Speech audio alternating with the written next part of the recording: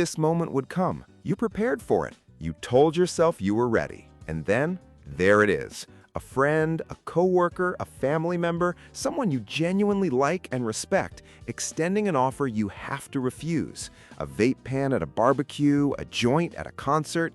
In that split second, you face one of the most underestimated challenges in cannabis recovery. Not a quiet craving you fight in private, but a live, social, interpersonal moment with real stakes. On one side of the scale is your recovery. On the other, the relationship. Say the wrong thing and you risk damaging that relationship. Say nothing and you risk your sobriety. Say too much and you invite a debate you never signed up for. Today, we give you the exact tool you need to handle this moment with confidence, grace, and zero drama. This is the Polite Refusal Technique. Let's start with the reality of the world we live in. Cannabis is no longer a fringe substance. Nearly 90% of American adults believe it should be legal in some form. Nearly half of all states have legalized adult use. 4 out of 5 have active medical marijuana programs. It is mainstream. It is at parties, family gatherings, concerts, networking events, and increasingly at the workplace. For someone choosing abstinence, this is not a hypothetical challenge. It is a near certainty. The question is not if you will be offered cannabis. The question is, when it happens, and it will happen, will you be ready? The Polite Refusal Technique is your answer. It is a 3-step, evidence-based social strategy designed to protect your sobriety without damaging your relationships. But before we break down the 3 steps, you need to understand the psychology of why it works. It starts with understanding the person offering you cannabis. When someone offers to share, they are not just offering a substance, they are offering something they personally value. They are extending an act of generosity and hospitality. In many cannabis communities, sharing your supply is a meaningful social gesture. It is their way of saying, "I like you, I trust you, I want to share this experience with you." Many users consider themselves genuine connoisseurs with deep knowledge of strains, genetics, and cultivation methods. Like a wine sommelier, they may have invested significant time and money into their collection. When they offer to share it with you, they are sharing something they are genuinely proud of. This is the critical insight. If you simply say no, even politely, without acknowledging their gesture, there is a real risk they interpret your refusal as a rejection of them, not just a rejection of the cannabis, but of their generosity, their expertise, and the relationship itself. The Polite Refusal Technique is specifically designed to prevent that from happening.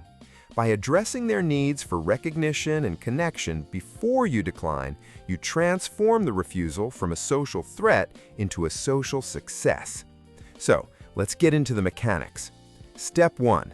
Compliment the quality. Before you say a single word about not partaking, acknowledge the perceived quality or uniqueness of what is being offered and recognize the person's expertise in selecting it. This is not empty flattery. It is a deliberate, psychologically sound act of recognition. You are meeting the offerer's need for acknowledgement, and you are doing it sincerely. If they are offering cannabis flower, you might say, "Wow, that smells incredible. I'm picking up citrus and pine. That's a serious terpene profile." Or, "Those buds look amazing. The trichome density is impressive. It looks incredibly frosty." Or simply, "That looks top shelf. Where did you get that?" If you want to compliment their expertise rather than the product itself, try, "You always find the best stuff. Your knowledge of strains is genuinely impressive." Notice what you are doing here. You are not lying or being sarcastic. You are genuinely acknowledging something they care about. In doing so, you build social goodwill that makes the next 2 steps far more effective. Step 2. Thank their generosity. Express genuine appreciation for their kindness, their hospitality, and their willingness to share something they value with you. This step validates their positive intentions and strengthens the social bond, even as you are about to decline. It communicates, "I see your generosity. I appreciate it. This is not about you." You might say, "I really appreciate your offer. That genuinely means a lot." Or, "Dude, that is incredibly kind of you."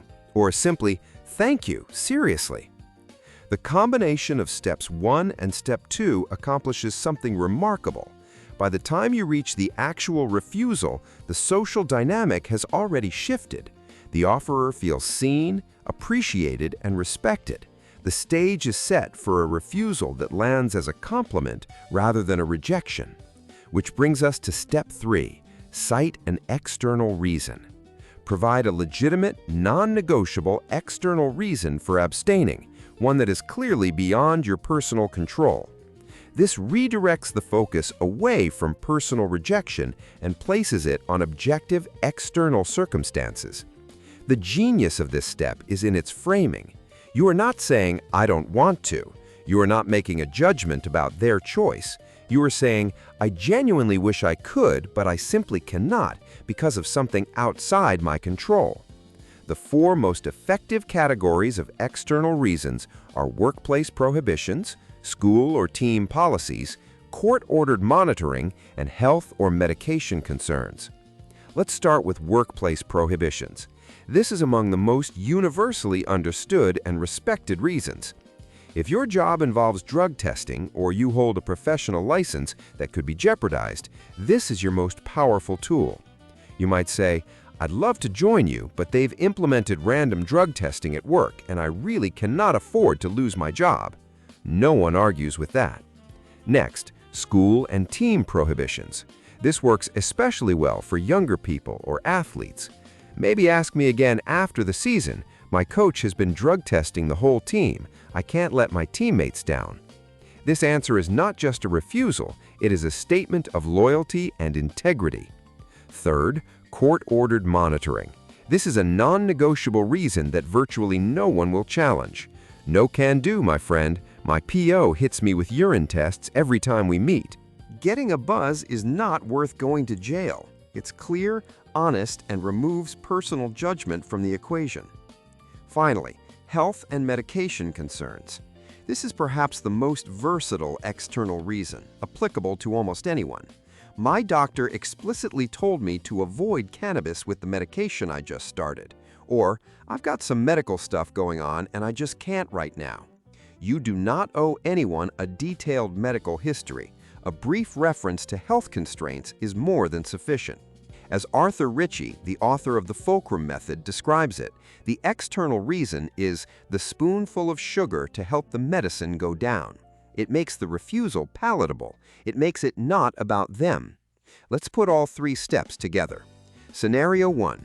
A coworker at a company picnic offers you a vape pen. You say, "Oh wow, that smells amazing. Is that a live resin cart? The terpene profile on that is incredible." That's step 1. That is genuinely kind of you to offer. Step 2. Unfortunately, they just rolled out random drug testing at work, and I really cannot afford to take any chances right now. Step 3. Done. Clean. No drama, no judgment. Scenario 2. A friend at a concert offers you some flour. "Dude, that looks incredible. Look at those trichomes. It's absolutely frosty. Where did you find that?" Step 1. "That's so generous of you, seriously." Step 2. "I can't even be around weed right now. I've got some medical stuff going on with a new medication, and my doctor was very clear about it." Step 3. The night continues without a ripple. In both scenarios, the person offering cannabis walks away feeling respected, not rejected, and you walk away with your sobriety intact. Of course, not every situation resolves this cleanly. There will be times when someone won't accept no matter how politely you deliver it. This might happen because they are already impaired, lack social awareness, or are choosing to disrespect your boundary. Regardless of the reason, your response is the same: calm, clear, and resolute. Here are 6 strategies for firm refusal. 1. Be direct. State your no clearly. "No thank you, I can't." Full stop. 2. Do not over-explain. The more reasons you give, the more openings you create for argument. "I'm not able to, but enjoy your night." That is a complete sentence. 3. Repeat yourself. If they push, calmly repeat your answer without changing your tone. They ask again, you say, "I've already said I can't." 4. Empathize while staying firm. Acknowledge their perspective without changing your decision. I understand this is frustrating, but my answer is still no. 5. Set a clear boundary. If persistence continues, name the boundary and its consequence. You need to respect my decision, or I'm going to have to end this conversation. Say it calmly. Mean it. And strategy 6, end the interaction. If they continue to push, remove yourself from the situation. Walk away. Leave the room. You do not owe anyone continued access to your presence when they are disrespecting your boundaries. In extreme cases, limiting or ending contact with that person may be the only option. Your recovery is not negotiable. Your relationships are important, but they are not more important than your life.